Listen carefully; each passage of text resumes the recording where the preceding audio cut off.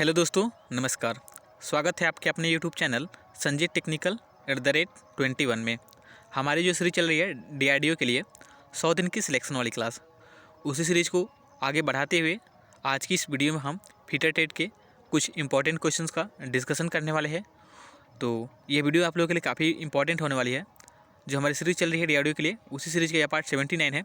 तो ये वीडियो काफ़ी इंटरेस्टिंग होगी आप लोगों के लिए। और क्योंकि इस वीडियो में हम फिटर टेट के जो प्रीवियस ईयर कुछ क्वेश्चंस पूछे गए हैं, उन सारे क्वेश्चंस का भी डिस्कशन आज की इस वीडियो में करने वाले हैं। तो एक आइडिया आपको लग जाएगा कि जो टेक्निकल एग्जाम होते हैं उसमें किस प्रकार के क्वेश्चंस और किस किस टॉपिक से क्वेश्चन जो है पूछे जाते हैं। तो ये वीडियो आप लोगों के लिए काफ़ी इन्फॉर्मेटिव होने वाली है। वीडियो को लास्ट तक देखिएगा ताकि आपको एक आइडिया मिल जाए, अगर आप किसी भी टेक्निकल एग्जाम की तैयारी कर रहे हैं तो कहाँ से और किस प्रकार के क्वेश्चन आपसे एग्जाम में पूछा जा सकता है। ठीक है, तो चलिए वीडियो को शुरू करते हैं। हमारा पहला प्रश्न है जिग से संबंधित। ठीक है, कह रहा है कि बोर से लोकेशन लेने के लिए किस जी का प्रयोग करते हैं। तो ये DMRC में क्वेश्चन पूछा गया था, तो इसको याद रखिएगा कि बोर से लोकेशन लेने के लिए हम पोस्ट जी का प्रयोग करते हैं। तो पोस्ट जी आपका राइट आंसर हो जाएगा।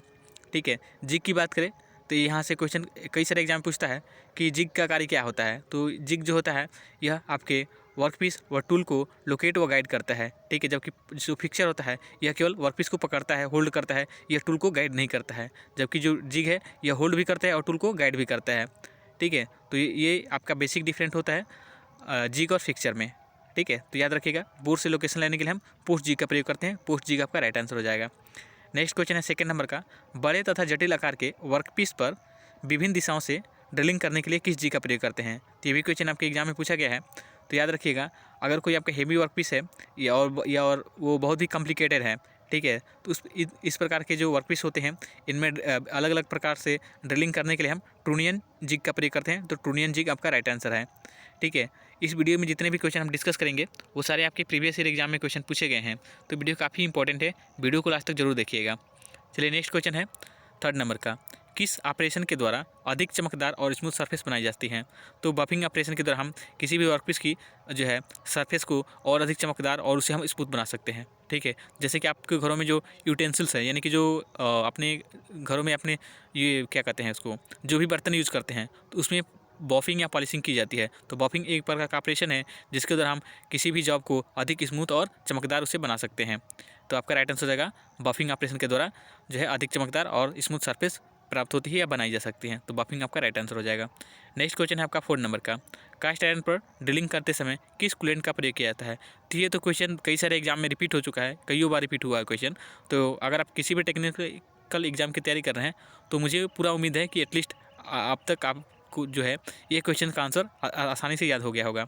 ठीक है, तो कास्ट आयरन पर याद रखिएगा ड्रिलिंग करते समय हम कंप्रेस्ड एयर का प्रयोग करते हैं। ठीक है, जो हवा होती है यह भी एक प्रकार की कूलेंट का तरीका कार्य करती है। ठीक है, क्योंकि आपने देखा होगा कि जो आपके जो क्या कहते हैं साउंड और जो साउंड जो बजाने वाले होते हैं या और भी जो कई जगहों पे आप जो होते हैं हम पंखे का प्रयोग करते हैं ताकि आपकी जो इंजन वगैरह चल रही है तो आपकी हीट ना हो। ठीक है, तो आपका एयर भी एक प्रकार का कूलेंट का तरीका कार्य करता है और कास्ट आयरन पर ड्रिलिंग करते समय हम कूलेंट के रूप में कंप्रेस्ड एयर का प्रयोग करते हैं। ठीक है, तो ये याद रखिएगा, कंप्रेस्ड एयर आपका राइट आंसर है। ठीक है, नेक्स्ट क्वेश्चन नंबर है 5 नंबर का, टरबाइन आयल, सर्कुलेटिंग आयल और स्पिंडल आयल किस प्रकार के लुब्रिकेंट है। तो लुब्रिकेंट की बात करें तो आपके मुख्य 3 प्रकार के होते हैं, सॉलिड, सेमी सॉलिड और लिक्विड। ठीक है, ये 3 यहाँ पर के लुब्रिकेंट होते हैं। और जो टरबाइन आयल, सर्कुलेटिंग आयल और स्पिंडल आयल ये जो है आपके इंडस्ट्रियल लुब्रिकेंट है। ठीक है, तो ये आपको याद रखना है, ये आपके इंडस्ट्रियल लुब्रिकेंट है। ठीक है, ये आपके इंडस्ट्रियल लुब्रिकेंट में आपका इसको कह सकते हैं कि लिक्विड टाइप के लुब्रिकेंट होते हैं। ठीक है, नेक्स्ट क्वेश्चन की तरफ बढ़ते हैं। 6 नंबर क्वेश्चन आपका, 2 इंटरसेक्टिंग शाफ्ट को जोड़ने के लिए किस गियर का प्रयोग करते हैं। तो ये इंपॉर्टेंट क्वेश्चन है, आप इसको याद रखिएगा कि जहाँ पे 2 इंटरसेक्टिंग शाफ्ट को जोड़ना हो वहाँ पे हम बेवल गियर का प्रयोग करते हैं। ठीक है, बेवल गियर से संबंधित एक और क्वेश्चन पूछा जाता है आपसे अक्सर एग्जाम में कि जो हैंड ड्रिलिंग मशीन होती है उसमें कौन सी गियर का प्रयोग किया जाता है। तो याद रखिएगा वहाँ पर भी हम बेवल गियर का प्रयोग करते हैं हैंड ड्रिलिंग मशीन में। ठीक है, और नेक्स्ट क्वेश्चन की तरफ बढ़ते हैं। नेक्स्ट क्वेश्चन आपका 7 नंबर का, कम पावर को ट्रांसमिट करने के लिए कौन सा क्लच प्रयोग किया जाता है। तो याद रखिएगा कम पावर को ट्रांसमिट करने के लिए हम कौन क्लच का प्रयोग करते हैं। कौन क्लच जो है आपका इस क्वेश्चन का राइट आंसर है कौन क्लच। ठीक है, तो नेक्स्ट क्वेश्चन की तरफ बढ़ते हैं आप। 8 नंबर क्वेश्चन है हमारा, लूज पुली वह होती है जो।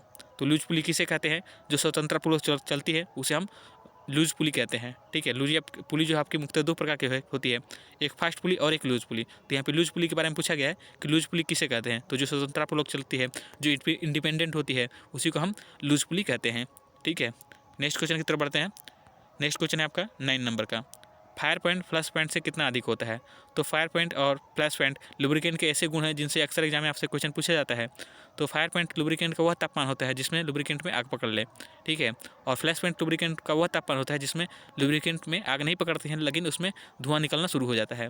तो जो आपका फायर पॉइंट होना चाहिए वह होता है आपका फ्लैश पॉइंट से 20 डिग्री 20 डिग्री फ़ारेनहाइट अधिक होता है, ठीक है। तो आपको याद रखिएगा, क्योंकि अधिक होगा तभी तो उसमें आग पकड़ेगी। तो ये भी कंसेप्ट इसके हिसाब से भी आप इसको याद रख सकते हैं कि यह जो है फायर पॉइंट जो होता है आपका फ्लैश पॉइंट से 20 डिग्री फ़ारेनहाइट अधिक होता है, ठीक है। नेक्स्ट क्वेश्चन है 20 नंबर का। तो 20 नंबर क्वेश्चन है आपका, स्लाइड करने वाली फ्लैट सरफेस पर किस लुब्रिकेंट का प्रयोग किया जाता है। तो जो स्लाइड करने वाली फ्लैट सरफेस होती हैं वहाँ पे हम एल्युमिनियम बेस्ड ग्रीस का प्रयोग करते हैं, ठीक है। तो ये भी इंपॉर्टेंट पॉइंट है, आप इसको याद रखिएगा। और इसमें आपका एक होता है, आप जो हेवी वर्क होते हैं वहाँ पे हम कैल्शियम जो है कैल्शियम बेस्ड लुब्रिकेंट का प्रयोग करते हैं, ठीक है। तो ये भी आपको याद रखना है। और नेक्स्ट क्वेश्चन है 11 नंबर का, सरफेस के तापमान को मापने के लिए किस इंस्ट्रूमेंट का प्रयोग करते हैं।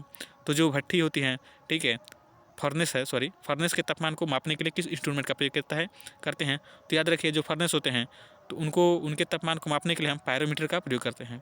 ये आपसे एग्जाम में क्वेश्चन पूछ सकता है कि जो मैक्सिमम तापमान को मापने वाला टूल कौन सा है या इंस्ट्रूमेंट कौन सा है। तो पायरोमीटर के द्वारा हम मैक्सिमम तापमान को माप सकते हैं, ठीक है। तो ये भी आपका इस क्वेश्चन का राइट आंसर हो जाएगा पायरोमीटर, ठीक है। नेक्स्ट क्वेश्चन की तरफ बढ़ते हैं। नेक्स्ट क्वेश्चन आपका 12 नंबर का, हाई स्पीड स्टील के टूल के लिए हार्डनिंग तापमान कितना होता है। यानी कि हाई स्पीड स्टील के टूल को कितने डिग्री टेम्परेचर पे हार्ड करना चाहिए। तो 1250 डिग्री सेल्सियस के तापमान पर हम हाई स्पीड स्टील के टूल को हार्ड करते हैं। हाई स्पीड स्टील से संबंधित एक क्वेश्चन आपसे पूछता है कि इसकी कंपोजिशन के बारे में। तो याद रखिएगा, यह टंगस्टन, क्रोमियम और बेरिलियम का कंपोजिशन होता है, जिसमें टंगस्टन आपका 18%, क्रोमियम 4% और बेरिलियम 1% होता है, ठीक है। और कटिंग टूल की बात करें तो मैक्सिमम जो कटिंग टूल होते हैं आपके हाई कार्बन स्टील या हाई स्पीड स्टील के बनाए जाते हैं। तो ये भी याद रखिएगा। नेक्स्ट क्वेश्चन है 30 नंबर का, हाई स्पीड स्टील के मिलिंग कटर की हार्डनेस कितनी होती है। तो ये भी वेरी इंपॉर्टेंट क्वेश्चन है, आप इसको प्लीज़ याद रखिएगा कि जो हाई स्पीड स्टील के मिलिंग कटर की जो हार्डनेस होती है वो आपकी 62 HRC होती है, ठीक है। वैसे ही आपके अलग अलग टूल्स की हार्डनेस पूछी जाती है, तो याद रखिएगा। जैसे कि आपके पूछा जाता है हैमर के स्ट्राइकिंग पोर्शन की हार्डनेस कितनी होती है। तो याद रखिएगा, हैमर का जो स्ट्राइकिंग पोर्शन होता है उसकी हार्डनेस होती है 49 to 56 HRC होती है, ठीक है। यानी कि 49 से लेकर 56 HRC होती है। नेक्स्ट है 14 नंबर क्वेश्चन, टंगस्टन कार्बाइड की लैपिंग के लिए किस एब्रेसिव का प्रयोग किया जाता है। तो याद रखिएगा, टंगस्टन कार्बाइड की लैपिंग करने के लिए हम डायमंड एब्रेसिव का प्रयोग करते हैं। तो डायमंड एब्रेसिव आपका राइट आंसर हो जाएगा, ठीक है। नेक्स्ट क्वेश्चन की तरफ बढ़ते हैं। 15 नंबर क्वेश्चन है आपका, ज्या पर बने कोण को चेक करने के लिए किसका प्रयोग करते हैं। तो याद रखिएगा, ज्या पर बने हुए कोण को हम चेक करने के लिए बेबल गेज का प्रयोग करते हैं। बेबल गेज आपका राइट आंसर हो जाएगा। और जो बेबल गेज है यहाँ पर एक प्रकार का अप्रत्यक्ष कोणीय मापन यंत्र है, इसको भी आप याद रखिएगा। नेक्स्ट क्वेश्चन है 60 नंबर का, सॉफ्ट और टफ धातुओं के लिए किस ड्रिल का प्रयोग करते हैं। तो याद रखिएगा, सॉफ्ट और टफ धातुओं के लिए हम एस टाइप ड्रिल की जो है प्रयोग करते हैं। और नेक्स्ट क्वेश्चन है आपका 17 नंबर का, और ड्रिल का कौन सा भाग ड्रिल को मजबूती प्रदान करने में सहायता करता है। यह आपसे क्वेश्चन पूछ सकता है कि ड्रिल का कौन सा भाग ड्रिल को मजबूती देता है। तो याद रखिएगा, जो ड्रिल का वेव होता है यह ड्रिल को मजबूती देता है, ठीक है। नेक्स्ट क्वेश्चन की तरफ बढ़ते हैं। 18 नंबर क्वेश्चन है आपका, कौन सा अक्षर होल बेसिस सिस्टम को दर्शाता है। तो होल बेसिस सिस्टम और सॉफ्ट बेसिस सिस्टम, इससे क्वेश्चन आपसे एग्जाम पूछता है। तो याद रखिएगा, जो एच अक्षर है ये आपके होल बेसिस सिस्टम को दर्शाता है। नेक्स्ट क्वेश्चन है 90 नंबर का, किसी पार्ट के साइज को लिमिट में फिनिश किया जाता है तो उस साइज को क्या कहते हैं। तो ये एक्सेप्टेबल साइज होता है अगर वो पार्ट आपके लिमिट में फिनिश किया गया है। तो नेक्स्ट और आज की इस वीडियो का अंतिम क्वेश्चन है, जीरो लाइन किसका प्रतीक है। तो जीरो लाइन जो होती है आपका बेसिक साइज का प्रतीक होती है, इसी के ऊपर जो आपके टॉलरेंस दिए जाते हैं। और टॉलरेंस की बात करते हैं आपके 2 प्रकार के होते हैं, एक यूनिलैटरल टॉलरेंस और बाइलैटरल टॉलरेंस, ठीक है। तो आपको याद रखना है। तो आज की इस वीडियो में हमने 20 क्वेश्चन का डिस्कशन किया है। उम्मीद है वीडियो आपको पसंद आई होगी, और वीडियो पसंद आई हो तो प्लीज़ वीडियो को लाइक कर चैनल को सब्सक्राइब कर लीजिएगा, ताकि हमारी आने वाली वीडियो का अपडेट आपको मिलता रहे। आज की इस वीडियो में इतना ही, मिलते हैं नेक्स्ट वीडियो में, तब तक के लिए धन्यवाद। जय हिंद।